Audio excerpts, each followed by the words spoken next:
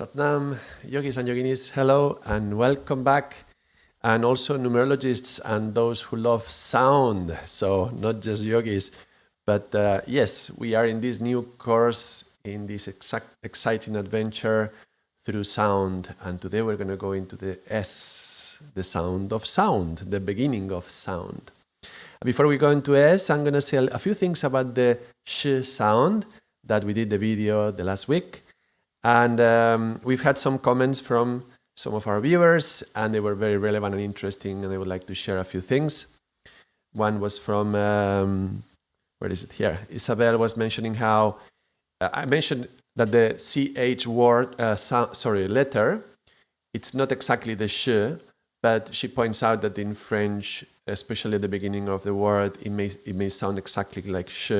So again, when I talk about sounds, is not about letters necessarily, but actually the sound that we make to produce that letter. So indeed, that word would be applicable. And she mentioned, I don't know French, so I'll probably kill it, but something like chuchoter, which means to whisper, to say something very quietly. Yeah, in Spanish we say susurrar, but in Spanish we don't have the SH sound.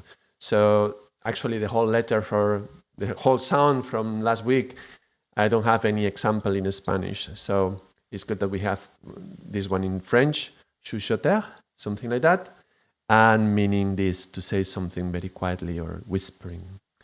And Sohail was also giving very good feedback as well with some words from Farsi.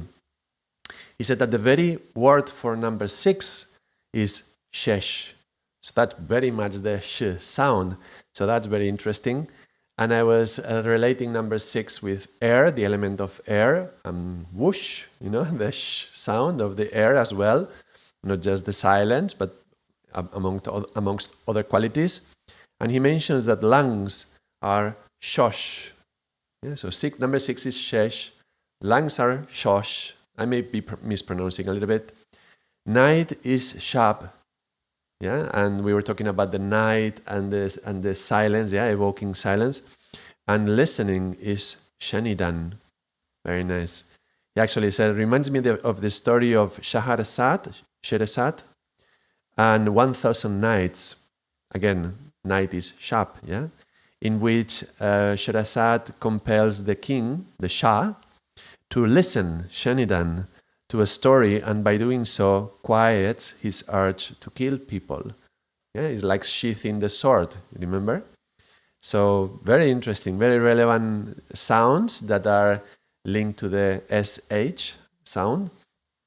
And since we are in that, and also very funny, I told my daughters about this video that I was doing, and Noah had the best reaction. My oldest daughter, I was telling her about the sh sound, putting her to sleep, and how hard it was when she was little. And then when I started to do this sh sound, she would fall asleep. What I said in the other video.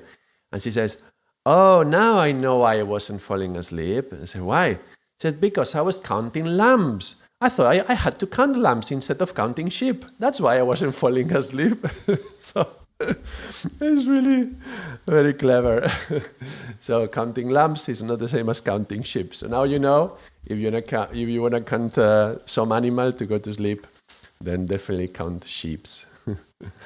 And okay, so there's a few more words I would like to add from Sanskrit, because this is a channel with a lot of yoga, and it's good that we explore other languages. Since we have some from French and Farsi, why not bring some from Sanskrit as well? And number 6 is something sacred, is the number of something sacred and secret. And it's more like something sacred. So the Shiva Shakti combination, that there is a lot of sh in that. There's something sacred about that. And there's the Shastras, which are like spiritual teachings, and the Shabbats. They are all very sacred. And they are very connected to this number 6 and very close to the 5. Yeah, 6 is very close to the 5, which is the words. It makes sense. Yeah, 4 and 6 is silence, and 5 is the words. And the words are surrounded by silence. 4 and 6 surrounding the 5. And so it's very interesting, no, that the Shabbats themselves come from this connection. Yeah. Shraddha means faith. So again, that's number 6. And when you are falling into silence, we call it shunya, that's the zeroness. When you become zero and you are in the silence listening, that's the state of shunya, the meditative state, where you receive shanti, the peace. Peace is number 9, but you have to connect the way it works, through this silence and silencing the mind, then you are at peace. So very interesting, in that state of listening, there is the silence, the shunya, I become zero, and there is the peace, the shanti, and my sushumna awakens. Sushumna, that's the central channel. So very significant, very relevant sounds for the connection to the letter or the sound SH. And I was mentioning in the last video that SH are very much outside of the mouth, and it's about air is coming out. And today we will do the S, because the S is right next to it, is also at the very end of the Sanskrit alphabet, like I showed last week. I don't think I need to show it again. But it's just before. So sh is coming out to the lips, S is before the teeth, right behind the teeth. And that's where some saliva gets accumulated. And you can feel that there is a difference between air and water.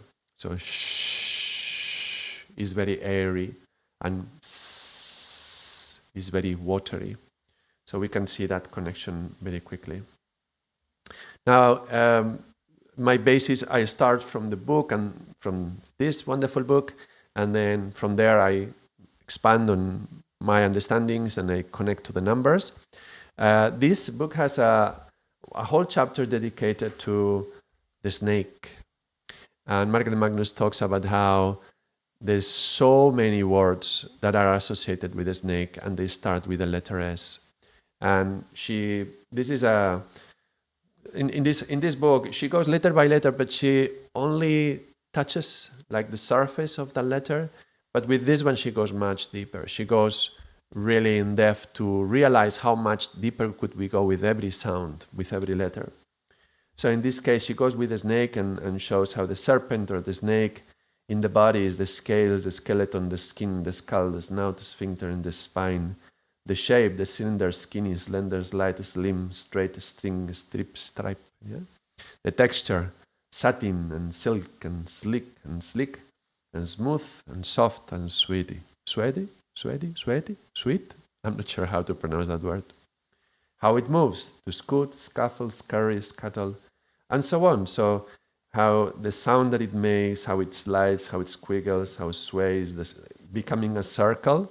The snake becoming a circle, and cycles and spinning and spools and swirls, and something that is sudden. And so this is interesting. Later on, when we start to connect the different sounds with different letters, we're going to find how the S may have an influence on something that might be straight and make it turn and make it go circular as well. So it's going to have this effect on the other sounds. How it kills, how it strikes, how it spits, how it strangles, stops, the strength of the snake, and so on. So I recommend this book. If you want to go deeper into the snake, you can just pause the video and read a little bit more, or you can just get the book, which I recommend. And not just the snake, but many other words from the story of the Garden of Eden. And there's about the environment and the seed and the personality of the snake, which is like smart and evil, and also a snake as the satanic figure, and also linked to seduction and also implying some sort of sexuality. So, all right. This and let me just read this paragraph. It's quite interesting.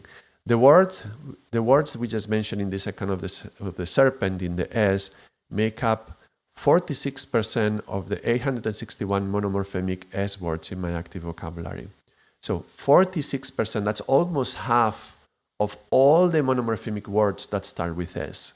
Almost half of them are connected to the snake and to the story of the Garden of Eden. So that's really significant. That's almost half of the words connected to that. That's really, really incredible. So though the serpent is undoubtedly not the only myth that we find in the S, it nonetheless does live here. And as an example, it says G simply does not contain the serpent. It's not smooth, it's not flexible, linear, suave, or sexy. It does not sway, sting, or squeeze. It does not speak or seduce. It does not slither or spits. The G is completely different. Go, go, go. That sound is so very different. We will get to G another day. But the S does all this many times over. So this is the foundations for the study that we are doing. And the snake, let's connect it to the element of the water. And also, when we are doing the S sound, we are working with bringing the tip of the tongue very close to the teeth. And the tongue is almost dancing. And you can feel the air passing through. But there is this emphasis on the water. And the tip of the tongue is very significant for the snakes. You can see them, it's double. Yeah, it's two. The tip goes into two. And in numerology, we'll associate it to number 2. Yeah, there's these 2 aspects. Yeah, so the tongue goes into 2, and we connect it to number 2.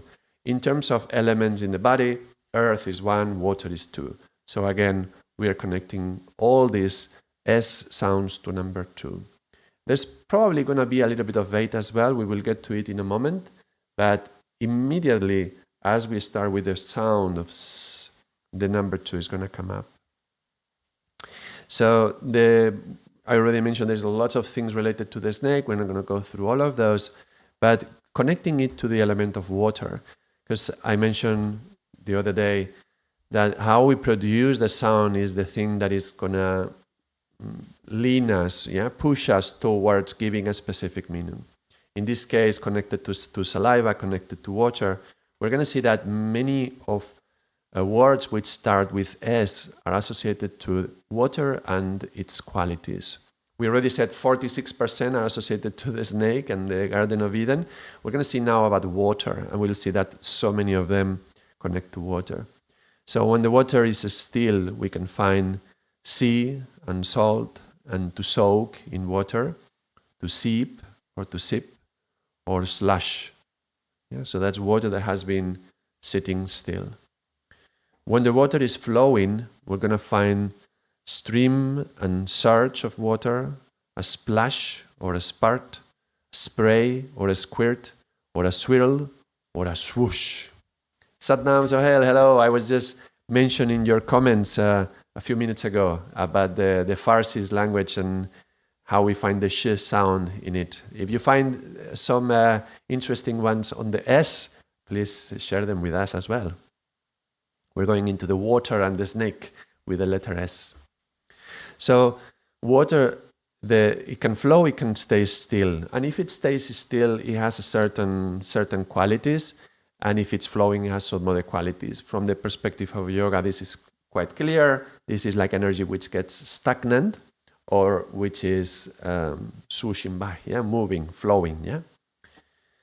Now, the sound of water is going to be splash, smack, or sizzle. And when the water has been transformed into steam, we could have steam and simmering, stew, or also sweat or sauna. Some people are lovers of sauna, so that's very connected to the S. Now also the water in the body, that will be bodily fluids as saliva and sweat and spit and snot and semen. And the water is the element that we use for cleaning and cleansing. We could use fire to clean a surface, but it would burn everything away, not just the dirt, right? We could use earth to clean, but it's never going to stay really purely clean. It will have rests of earth. And we could blow, but then there's a spit in the blowing, and then, when you are drawing and then you blow the rubber little things away, then there is a spit in the drawing, and then you're messing up with the ink and so on, or with the pencil, So when we are cleaning, when we are washing something, we are generally using water. And so we are going to find words that are connected to cleansing yeah, through the water. So soap and soak and scrub and sanitize as well. Also, navigation on water like ships, yeah, and the sea, yeah, we're gonna find other words like this. So very connected to the element of water. And in terms of yogic understanding, when we talk about water, we talk about the second chakra. That's the sacral chakra, which is associated to sexuality. And Margaret Magnus already mentioned sexuality in relation to the snake, which is kind of seducing. She has this seductive language to convince Eve to eat the apple. In the relationship to the numbers, it's also very much linked to number 2. So in the language of sexuality, we have seduce and sultry and sensual and sexy, a siren and to swoon, and smolder and sway and suggestive and soft and sleep and satin and smooth. So all this is very connected to sexuality. And as usual, if we just take one of these words and isolate it from the concepts that we are talking about, we might put it in a different number. But we have to understand the essence of what we are exploring with the beginning of the S. Again, there's many letters in one word, there's many sounds in one word. We have to resonate with what's the essence of the beginning, how it starts with that sound. And later on, we will better understand when the S occurs in the middle of the sentence. But to start with, we have to start with the S. So that's about sexuality in general, but even the sexual act has a lot of S sounds. We're going to be explicit today. So suck, slide, squeeze, stroke, squirt, screw, slip in, and spit. All right. So this is about the sexual act itself. But even more explicit, let's go to the organs. There's the skin, and there's the scent, and there's the swell, and the sweat, and the scrotum, and the slit, and the semen, and the sperm, and the cervix.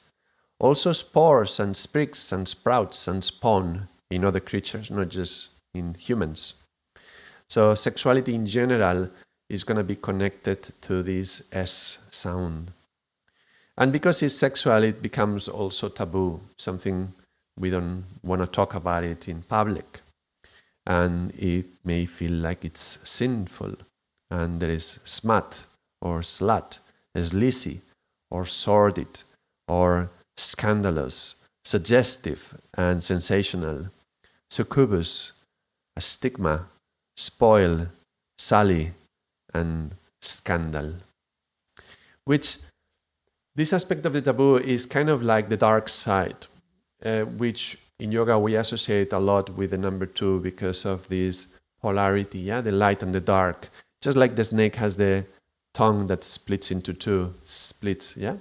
There is the aspect of the darkness, and the second chakra is also associated to the subconscious, what gets stored there, and it's generally we accumulate garbage there as well. Garbage which needs to be clean. Clean is with water. So you can see how it's being connected. Also subconscious, yeah? Subconscious. And even though we associate it with something sinful maybe or scandalous, the S sound doesn't necessarily have to be like that. After all, the S, the sound of the water, is about cleansing as well. And this is where the 2 may jump to the 8, because the S, being the sound of the Kundalini as well, the snake, the Kundalini energy, the Kundalini wants to rise. And if it rises, then it's elevating our consciousness. So we may see it when it's in the down, when it's circled around the base, and it's asleep, yeah, snoozing. And that, in that way, it's very connected to sexuality and the shadow. But if you awaken it, then the S has the potential to raise into something sacred. Yeah? So when it's as lower down, it will become sleazy or sneaky or sinister, like a scum. But if it rises, it can make you a sage, a saint, a swami, a sir. It's the sound of the self, the sound of the soul and the spirit, the sound of anything supreme and sacred, like a sutra or sahib or sadhu.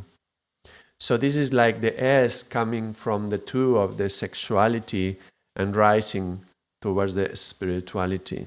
So there's this very interesting polarity as well, no? Not duality in the two, but the polarity from the shadow to the light. Very significant. So S is the sound of water, and one of the qualities we give to water is power. S. The S sound, as we put it before any word, not any word, but when it's in the front of another word that also exists, it will empower the sound. So for example, if we have a pike, we can say spikes. Yeah? Pouring, spouting. Mashing, smashing. Lashing, slashing. So you see that is lashing two things together, slashing, yeah? Pouring something, spouting, yeah? Is mashing something, smashing something. So the S is going to really empower whatever comes afterwards. And it's giving a lot of prana. 218 is the number of prana and energy. So it's giving a lot of energy and prana to whatever comes afterwards. And yeah, we're going to see the letter S a lot. It's one of the most common sounds in the alphabet, and they are very present, not just for making plurals, but very present throughout. When we have them at the beginning of the word, it's going to affect how the words are. And we're going to see much more when we see the other sounds, but just to give you an example, we're going to explore two combinations, and later on we will see more combinations, but just two, S with a K and S with a L. Now, the K sound, it's a plosive sound, so it means that it cuts the flow. So, k, k. While the, excuse me, 1 second.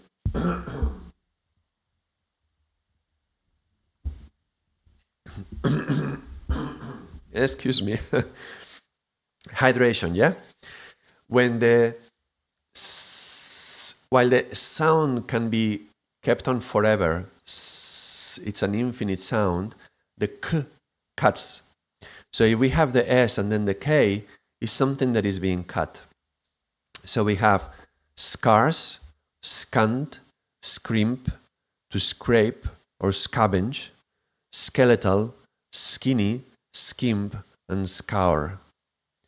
So look at it, 2 and 8, it's about water. Water is nutrition. Yeah, it's the plant, for the plant to grow, it needs water, so the roots go out to look for water. So the element of number 2 is associated to nourishment. And now if we have the S sound of the nourishment, just like when we had a mash and smash, then the mashing is even more nourished, is more empowered. If we are talking about nourishment in the body with the S, and we add the K, it's going to cut the nourishment, which means somebody who is not receiving that nourishment. Therefore, he is scouring for food, he is very skinny, he's scraping, he's scant and scavenging, and he's skeletal. So you can start to feel how the combination of one sound to the next is intuitively going to create that feeling. So what I mentioned the other day is, I don't think though, when the first time that the word skeletal was used, I don't think somebody was thinking, okay, let's use the sound of this letter and this letter. But I think it was an intuitive thing. And this is what we're going to find again and again and again. We are intelligent creatures, and somehow we know that feeling is going to be created through these two sounds. And it's really remarkable. While the S is being cut in the K, with the letter L is a voiceless liquid, which means that it's going to slow down the flow. So we're talking about nourishment. In the SK, you are skeletal, right? Scraping by. With the SL, you are slim, you are slip, and you slide, or you slump and you slouch, or you slither and you slack. Slump and slouch is because you have little energy. So the flow of energy from the S has not been fully cut. You're not totally skeletal, but you are with down energy. So it has been slowed down and then you are slouching, yeah, because you don't have enough energy or you are very slim, yeah. So interesting, and comparing slim with skinny, slim or skinny. Yeah? So this is how we're gonna be connecting the words, and yeah, with the difference with the K and the L, another difference. The K absolutely cuts the sound. Sk, zl, zl, l. There is a still vibration coming out, but it's just slower. It's l. There is a little bit of a challenge in overcoming that l sound. So it's not that the flow is fully cut, but it has been slowed down. There's a still vibration going on. While with the K, sk, that's it. It's over. So you can start to think in these terms. How am I producing the sound? Is the sound continuing or not? And we're going to introduce many more elements, like which area in the mouth we are vibrating, how is the vibration occurring, is the vibration going inwards or outwards, is there going to be a space, a wide open space or a closed space. Every letter, every sound is different, and that's the particular quality of that sound is what conveys the meaning, gives the meaning to the word, to convey a particular meaning. And just as a little example, we said a lot of words with the S, which are linked to the water, and I would love to hear from you, how many words can you find with a T that start with a T and imply water? And that's a little bit of, for you to write in the comments. Let's see how many words start with T, like having a tea, or the tides, yeah? Or a bathtub. But you will see, very soon you're going to run out. There's not that many. While with the S, we find so very many because the S flows. But the T cuts, or with a K, if you wish. Find words that mean water or are connected to water in some way, starting with a T or with a K. And let's see what you come up with. And it's going to be interesting because there's going to be some, right? Like the tide, but they are going to be very specific, and comparing it to the letter S, you cannot compare it. The letter is so much more about the water. And this is how we're going to be comparing these things. Oh, I have another comment, which I just realized now. Oh yeah, in the Irish tree alphabet, the letter S is associated to the willow, which is the willow, weeping willow. You know, we call it weeping willow, like crying. In Spanish, sauce llorón. So crying is water. Very interesting. Linked to the water again. Also linked to the full moon, which is the thing that regulates the tides. And it's the consumer of water, orgiastic, like orgiastic, and the snake bird. These are things that I got out of the Irish tree alphabet. Very interesting, yeah? What you do? Okay, so if you have any more examples, if you have from your own language, like Farsi, Sohail, if you know, or anybody who is connecting and watching this video, if you have examples from your language, I would love to hear them. And let's, share the wisdom and see what we come up with. And for today, for the S is enough. Thank you very much for watching, and share and write a comment and subscribe if you haven't. Thank you very much. Until next time. Salam.